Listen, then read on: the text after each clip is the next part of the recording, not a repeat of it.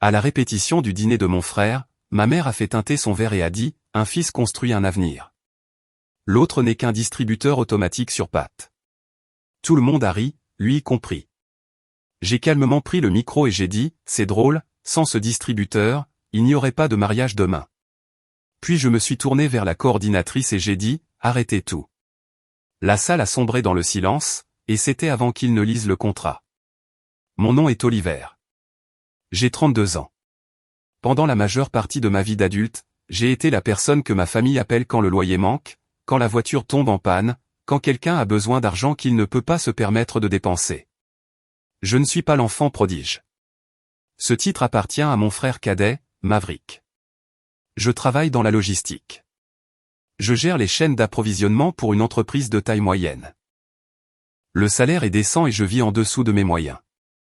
Non pas parce que je suis avare, mais parce qu'être celui sur qui on peut compter signifiait avoir de l'argent disponible quand votre famille en avait besoin, et ils en avaient toujours besoin, à chaque fois.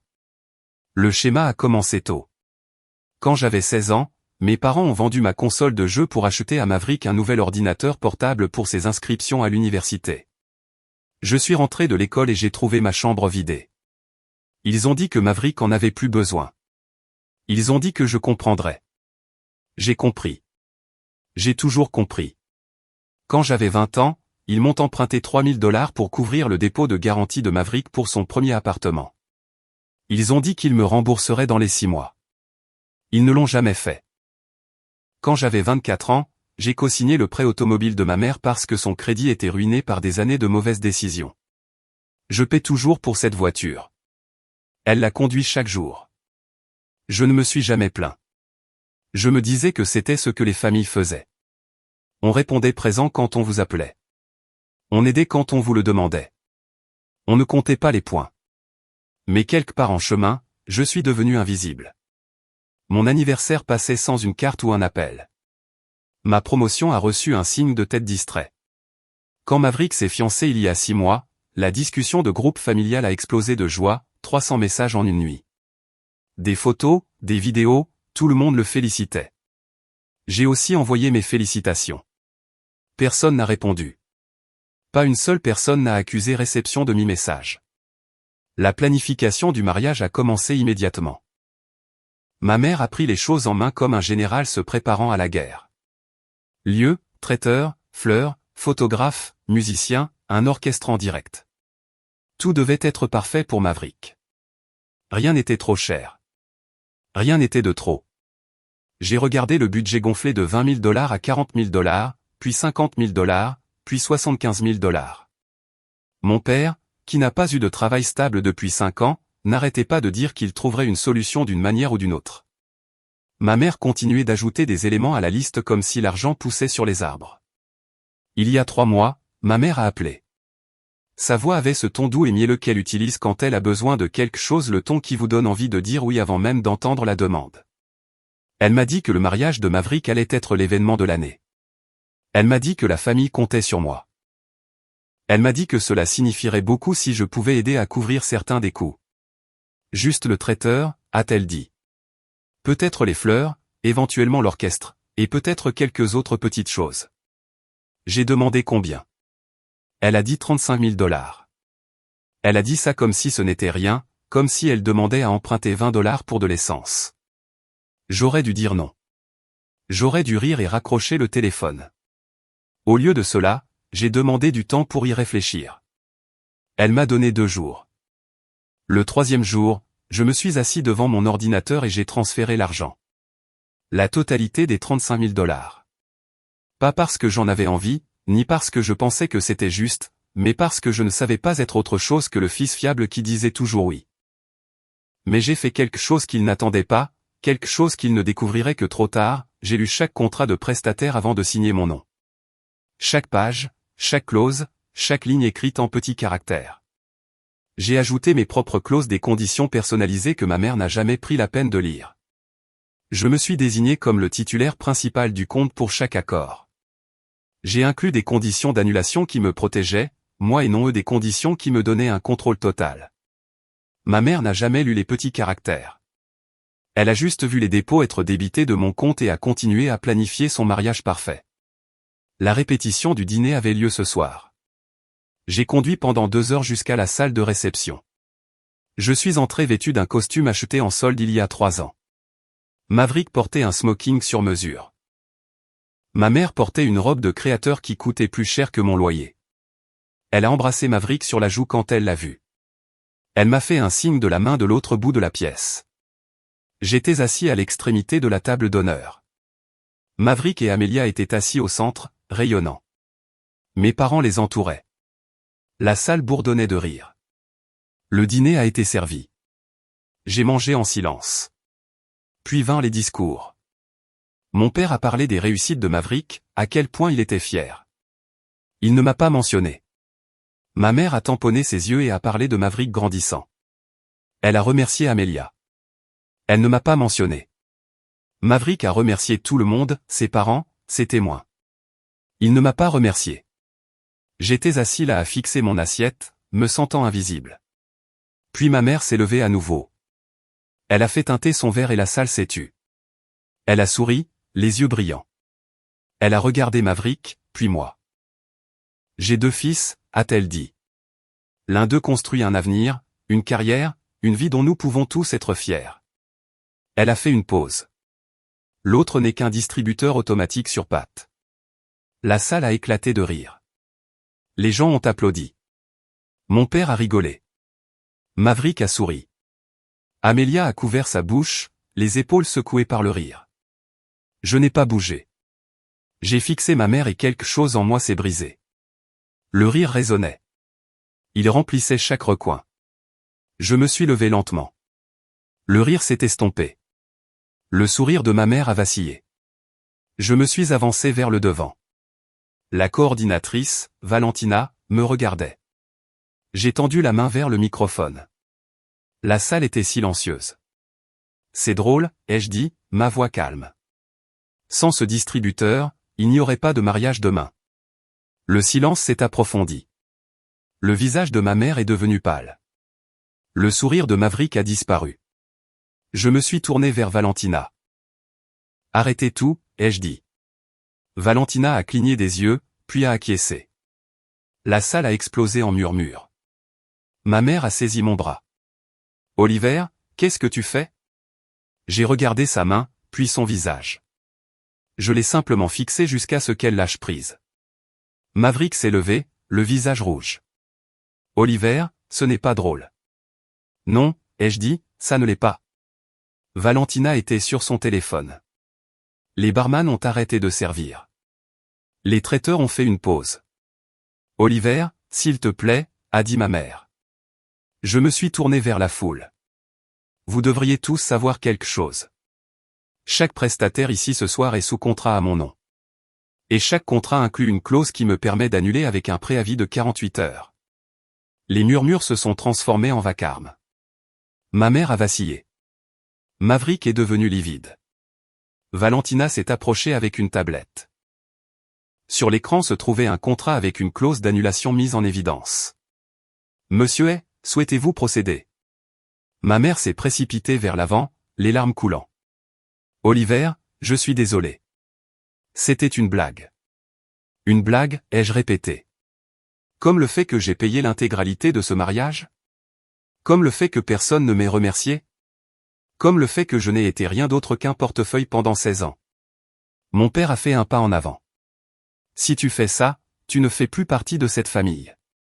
Je l'ai regardé. Je ne faisais déjà plus partie de cette famille depuis des années. Alors j'imagine que j'en sors, ai-je dit.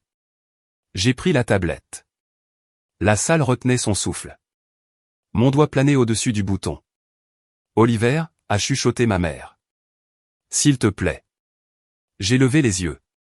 J'ai vu le désespoir, mais j'ai aussi vu la femme qui m'avait traité de distributeur automatique et qui avait ri. J'ai appuyé sur le bouton. Le téléphone de Valentina a vibré. Elle a fait un signe au personnel. Ils ont commencé à débarrasser les tables. Les barman ont remballé. Le photographe a rangé son équipement. En quelques minutes, la pièce était en mouvement. Les gens se sont levés, paniqués. Les invités ont sorti leur téléphone. Maverick s'est jeté sur moi, mais mon père l'a retenu. Que as-tu fait? J'ai rendu la tablette. Je suis passé devant ma mère, devant Maverick et Amelia et la foule stupéfaite. Je suis sorti dans l'air frais de la nuit et je suis monté dans ma voiture. Mes mains tremblaient. Mon cœur battait la chamade. Mais pour la première fois en 16 ans, je ressentais autre chose que de l'invisibilité. Je me sentais libre. Je n'ai pas dormi. Je me suis assis dans mon appartement en fixant mon téléphone. Les appels ont commencé à 1h du matin. Ma mère pleurait, mon père criait des menaces. La voix de Maverick était froide et venimeuse. La mère d'Amelia m'a traité d'égoïste. Cousin, tante, oncle, ils avaient tous quelque chose à dire. Je n'ai répondu à aucun appel. J'ai regardé mon téléphone s'allumer, chaque notification me rappelant que j'avais enfin fait quelque chose pour moi-même. Au lever du soleil, j'avais 63 appels manqués et plus de 200 SMS. La discussion de groupe familial a explosé. Ma mère me suppliait de reconsidérer ma décision. Mon père exigeait que je répare cela. Maverick m'a traité de nom que je ne répéterai pas. J'ai fermé la discussion. J'ai fait du café. Je me suis assis sur mon balcon et j'ai regardé la ville se réveiller. Le soleil s'est levé, peignant le ciel d'orange et de rose. Je ne me souvenais pas de la dernière fois où j'avais remarqué un lever de soleil. À 9h, mon téléphone a sonné. Valentina, la coordinatrice. J'ai répondu. Je voulais vous confirmer que votre annulation a été traitée. Tous les prestataires ont été informés. Les dépôts seront remboursés sous 3 à 5 jours ouvrables. Merci, ai-je dit. Elle a acquiescé. Pour ce que ça vaut, ce que vous avez fait a demandé du courage. Elle a mis fin à l'appel. La journée a passé lentement. J'ai essayé de me distraire. Ça n'a pas fonctionné. À 15h, quelqu'un a frappé. J'ai regardé par le Judas. Maverick, le visage rouge et bouffi, les yeux gonflés. Il a frappé plus fort. Oliver, ouvre la porte. Je n'ai pas bougé. Je l'ai regardé à travers le Judas. Oliver, s'il te plaît. Nous devons parler. J'ai reculé et j'ai attendu. Cela a pris 20 minutes. Quand il est parti, je l'ai entendu donner un coup de pied dans le cadre de la porte.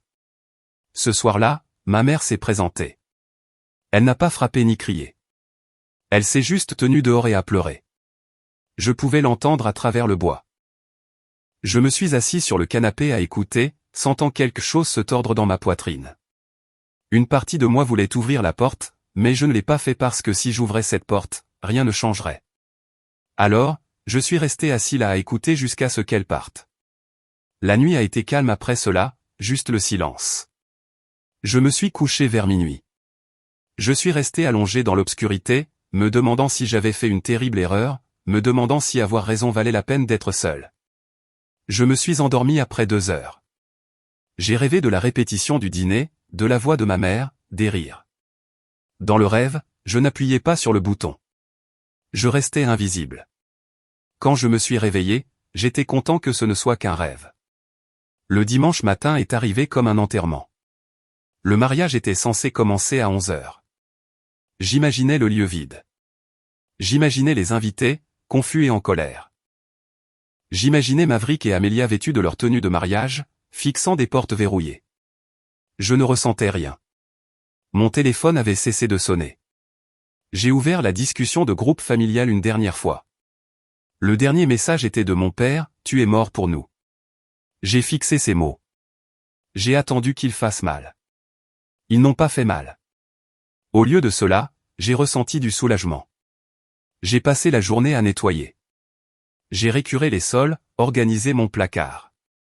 J'ai jeté de vieux vêtements, des appareils électroniques cassés, des choses auxquelles je m'accrochais. Cela faisait du bien de lâcher prise. À midi, ma sonnette a retenti. Un homme en costume avec une mallette était là. J'ai ouvert la porte. Oliver est ? Oui. Il m'a tendu une enveloppe. Vous avez reçu une assignation. Il est parti. Je l'ai ouverte. Une poursuite judiciaire.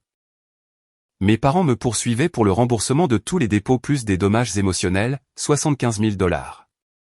Je l'ai lu 2 fois. Puis j'ai ri, car ils n'avaient aucune idée de ce qu'ils avaient fait. J'ai sorti mon ordinateur portable et j'ai ouvert le dossier que je constituais depuis 3 mois. Chaque contrat, chaque reçu, chaque relevé bancaire, chaque email, chaque SMS. J'avais des documents pour tout. Ils pouvaient me poursuivre, ils perdraient. J'ai appelé un avocat, pas l'avocat de la famille, un vrai avocat spécialisé dans les litiges contractuels. J'ai expliqué la situation. Monsieur est, c'est le cas le plus limpide que j'ai vu depuis des années. Vous avez une documentation en béton. Alors, que dois-je faire? Vous déposez une contre-plainte. Nous pouvons réclamer chaque centime qu'ils ont emprunté et n'ont jamais remboursé. Je ne veux pas de leur argent. Je veux juste qu'ils me laissent tranquille. Alors nous clarifions cela. Demande de non-lieu et mise en demeure de cesser et s'abstenir. Faites-le, ai-je dit. Elle a promis les documents pour mercredi. Puis j'ai ouvert mes emails et rédigé un message à chaque invité de la répétition du dîner. J'ai tout expliqué. J'ai joint les contrats, les relevés bancaires et les reçus de paiement. Je leur ai montré qui avait payé. Je leur ai montré la clause. J'ai montré des années de soutien financier, argent emprunté, prêt co-signé. J'ai cliqué sur envoyer. En moins d'1 heure, mon téléphone a vibré. Mais cette fois, les messages étaient différents. Des cousins s'excusant. Des tantes exprimant leur choc. Des amis admettant qu'ils n'en avaient aucune idée. Même certains des témoins de Maverick m'ont contacté pour dire qu'ils respectaient ce que j'avais fait. Tout le monde n'était pas compatissant, certains se rangeaient du côté de mes parents, d'autres me traitaient de mesquin. Mais pour la première fois, le récit n'était pas contrôlé par ma mère. La vérité était révélée. Ce soir-là, j'ai reçu un email de Maverick. Court. Je ne savais pas pour l'argent, pour tout. Maman et papa ne me l'ont jamais dit. Je pensais qu'ils payaient. Je suis désolé. Je l'ai lu 3 fois. Je voulais le croire, mais je me souvenais de lui en train de rire. Je n'ai pas répondu. Lundi matin, l'avocat de mes parents a appelé. Il a essayé de négocier, suggérant que je rende la moitié des dépôts. J'ai dit non. Il a menacé d'aller au tribunal. Je lui ai dit d'y aller. Il a raccroché. Mardi, la plainte était abandonnée. Mon avocate a confirmé que mes parents avaient déposé un désistement. Pas d'explication, pas d'excuse, juste une retraite silencieuse. J'avais gagné. Mais cela ne ressemblait pas à une victoire. Cela ressemblait à une fin. Les jours suivants furent étranges. Je me réveillais chaque matin en m'attendant à un autre appel, un autre message. Mais il n'y avait rien. Mon téléphone restait silencieux. C'était comme si ma famille m'avait effacé. Une partie de moi s'y était attendue. Une partie de moi l'avait voulu.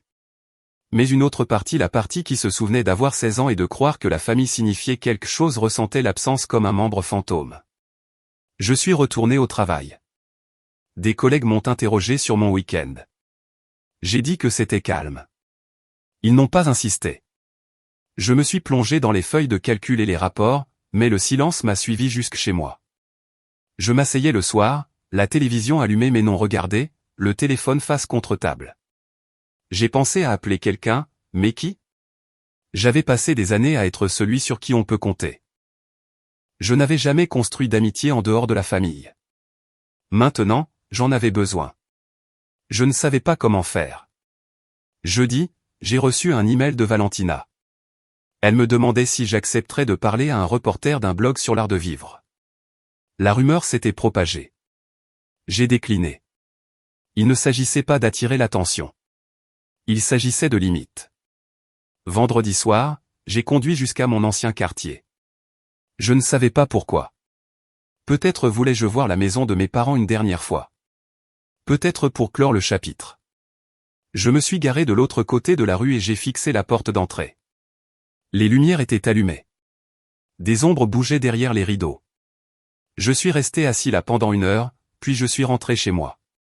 Samedi, j'ai fait quelque chose que je n'avais jamais fait, je suis allé dans un café seul et je me suis simplement assis.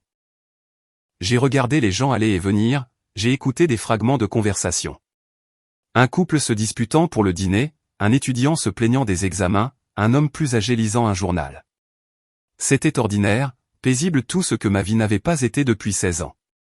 J'ai commencé à y retourner chaque week-end. Je ne parlais à personne. Je restais assis là, existant dans un espace qui n'avait rien à voir avec ma famille. C'était comme apprendre à respirer à nouveau. Mais le silence à la maison était pesant. J'ai essayé de le combler avec des passe-temps. J'ai acheté une guitare, ça a duré 3 jours. J'ai essayé la peinture, les résultats étaient risibles. J'ai essayé de cuisiner des repas élaborés, mais manger seul rendait l'effort inutile. Un soir, j'ai ouvert mon ordinateur et j'ai commencé à écrire. Je ne savais pas ce que j'écrivais, je laissais simplement les mots couler. J'ai écrit sur la répétition du dîner, sur les paroles de ma mère, sur les rires, sur le bouton. J'ai écrit pendant des heures. Quand je me suis arrêté, j'avais 20 pages. Je les ai lues et j'ai réalisé quelque chose, ce n'était pas seulement mon histoire. C'était une histoire qui résonnerait avec quiconque s'est déjà senti invisible. Je l'ai sauvegardée et je suis allé me coucher. La semaine suivante, j'ai reçu une lettre. Pas d'adresse d'expéditeur. Je l'ai ouverte avec précaution. À l'intérieur se trouvait une note manuscrite. Oliver, je ne sais pas si tu liras ceci, mais j'ai besoin de le dire. Tu avais raison sur tout. J'ai passé 2 semaines à repasser cette soirée dans ma tête. J'ai entendu ce que maman a dit. J'ai entendu tout le monde rire. Et je n'ai rien fait. J'ai honte. Je n'attends pas de pardon. Je voulais juste que tu saches que je te vois maintenant. Je vois ce que tu as fait pour cette famille. Et je suis désolé. Maverick. Je l'ai lu 3 fois, puis je l'ai plié et mise dans un tiroir. Je ne savais pas si je le croyais. Je ne savais pas si cela importait. Mais j'ai gardé la note. 3 mois ont passé. Le choc initial s'est estompé. Mes parents ne m'ont pas contacté. Maverick a envoyé une autre lettre, que je n'ai pas ouverte. Le reste de la famille est resté silencieux. Je suis devenu un fantôme dans leur récit. Mais je n'étais pas un fantôme. J'étais plus réel que je ne l'avais jamais été. J'ai commencé à voir une thérapeute. Elle m'a aidé à comprendre que ce que j'avais vécu n'était pas seulement de l'exploitation financière mais de la maltraitance émotionnelle. Elle m'a aidé à voir des schémas auxquels j'avais été aveugle. J'ai aussi commencé à me faire des amis de vrais amis. J'ai rejoint une ligue de sport communautaire. J'étais nul au basket, mais l'équipe s'en fichait. Nous sortions boire des bières après les matchs. Nous nous envoyions des mèmes stupides. Ils me faisaient rire d'une manière que je n'avais pas connue depuis des années. J'ai même eu quelques rendez-vous galants. Gênants et inconfortables, mais aussi plutôt amusants. J'ai appris que je n'étais pas doué pour les conversations futiles. Je n'avais aucune idée de comment flirter. Mais j'ai aussi appris que j'étais capable de me connecter avec des gens qui m'appréciaient pour ce que j'étais. Le travail s'est amélioré. J'ai arrêté de me surmener. J'ai arrêté de dire oui à chaque projet supplémentaire. J'ai fixé des limites. Ma patronne l'a remarqué. Elle m'a promu gestionnaire principal de la logistique avec une augmentation de 20%. J'ai emménagé dans un meilleur appartement, un avec un balcon donnant sur un parc. J'ai acheté des meubles qui me plaisaient vraiment. J'ai accroché des œuvres d'art. J'ai fait de cet espace le mien. Mais il y avait encore des jours difficiles. Des jours où je me demandais si j'avais fait la bonne chose. Des jours où l'idée de famille me manquait. Des jours où je voyais un père et son fils rire ensemble et où je ressentais une vive douleur de perte. Un de ces jours-là, j'ai enfin ouvert la 2e lettre de Maverick. Elle était plus longue. Il écrivait sur le mariage qui n'avait jamais eu lieu, sur la façon dont Amelia et lui s'étaient mariés en secret le mois suivant, sur la façon dont il avait quitté la maison de mes parents, sur la façon dont il essayait de construire une vie qui n'était financée par personne d'autre. Il écrivait sur notre enfance, sur la console de jeu, sur l'ordinateur portable, sur le prêt automobile. Il disait qu'il n'avait pas su. Il disait que nos parents lui avaient dit que j'étais heureux d'aider. Il terminait par un numéro de téléphone, son nouveau numéro. Il disait que je n'étais pas obligé d'appeler, mais que si jamais je le voulais, il répondrait. J'ai rangé la lettre. Je n'étais pas encore prêt. Mais 6 mois plus tard, je l'étais. Je l'ai appelé un dimanche après-midi. Il a répondu à la 2e sonnerie. Oliver ? Oui, c'est moi. Longue pause. Je ne pensais pas que tu appellerais. J'ai failli ne pas le faire. Autre pause. Comment vas-tu ? Mieux, ai-je dit, et je le pensais. Nous avons parlé pendant 1 heure. Ce n'était pas facile. de longs silences, des vérités inconfortables, des moments où j'ai failli mettre fin à l'appel. Mais nous avons parlé du passé, de l'argent, de la répétition du dîner. Il s'est excusé à nouveau. Je lui ai dit que je l'appréciais. Mais une excuse n'effaçait pas 16 ans. Il était d'accord. Il a dit qu'il ne demandait pas le pardon, juste une chance d'être différent. Je lui ai dit que j'y réfléchirais. Nous avons terminé l'appel avec un accord provisoire pour prendre un café un jour. Peut-être le mois prochain. Pas de promesse. J'ai raccroché et je me suis assis sur mon balcon pour regarder le coucher du soleil. J'ai pensé aux paroles de ma mère, au distributeur automatique sur pattes, au rire, au moment où je m'étais levé. J'ai pensé au prix que j'avais payé, la famille que j'avais perdue, le silence qui avait suivi. Et j'ai pensé à ce que j'avais gagné, la liberté, les limites, le sentiment de dignité enfoui sous des années d'obligation. Ce n'était pas un échange équitable, mais c'était le bon. Un an après la répétition du dîner, j'ai reçu un colis. C'était de Valentina. À l'intérieur se trouvait un dossier épais intitulé « Le projet de la répétition du dîner ». Je l'ai ouvert et j'ai trouvé des dizaines de pages, des articles, des billets de blog, des fils de discussion sur les réseaux sociaux tous parlant de moi, de l'histoire qui s'était propagée bien au-delà de ma famille, de l'homme qui avait annulé un mariage. Certains me dépeignaient comme un héros, d'autres comme un méchant. Je ne me souciais pas des opinions, mais une chose m'importait. Glissée à l'arrière se trouvait une copie des contrats originaux des prestataires, chacun d'entre eux, surligné et annoté par Valentina. Il y avait une note, Oliver, je me suis dit que vous pourriez vouloir cela, mais je voulais aussi vous montrer quelque chose. Page 7 du contrat du traiteur. Page 12 de l'accord pour le lieu. Lisez les clauses que vous avez ajoutées. Puis lisez les clauses que j'ai ajoutées après que vous ayez signé. Je suis dans ce métier depuis assez longtemps pour savoir quand un client est utilisé. Je me suis assuré que vous étiez protégé. Je me suis assuré que vous puissiez partir proprement. Je n'ai juste jamais pensé que vous le feriez vraiment. Je suis contente que vous l'ayez fait. Bonne chance, Valentina. Je me suis tourné vers les pages marquées. Les clauses étaient là. Conditions d'annulation, calendrier de remboursement, droit du titulaire principal du compte.